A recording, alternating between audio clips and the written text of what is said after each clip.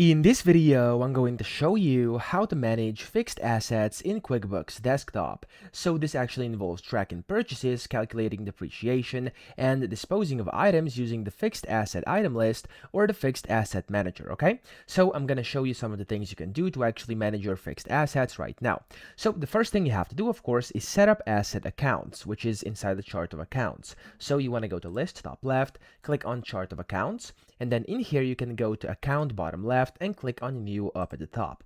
Now whenever you do this, over here you have like a bunch of different things. You can select the fixed asset type and then click on continue, and that way you can create accounts for maybe like original costs, maybe like accumulated depreciation, depreciation expense, etc. Okay, these are going to be like sub accounts and expense accounts and stuff like that. You can do this part over here. So you can then also record fixed asset purchases. So to do that, you want to go to banking up top and you want to go to write checks, or of course you can do this in here, or you could go to vendors and you could do enter bills in case you're trying to enter bills. Okay, now in the expenses tab, which always pops up down here, you can just select the fixed asset account created in the first step we basically took, and then you can enter the amount, vendor, and date and stuff like that, and that way you can record fixed asset purchase. Okay, now you also have different options to actually use the fixed asset item list. You could go to lists up top left, and then from here you can go to fixed asset item list, and then here you can see you can click on item and then click on the new at the bottom,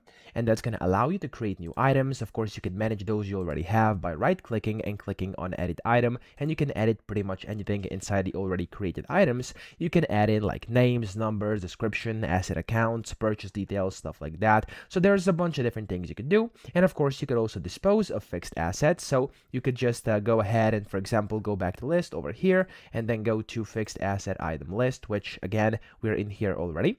Then what you can do is right click the item and then you can basically click on edit over here, and in here you can do different things like for example disposing them and stuff like that as well. Okay, so yeah, that's essentially kind of how you can manage your fixed assets. I hope this video helped you out. If it did, please subscribe to the channel and help me out as well.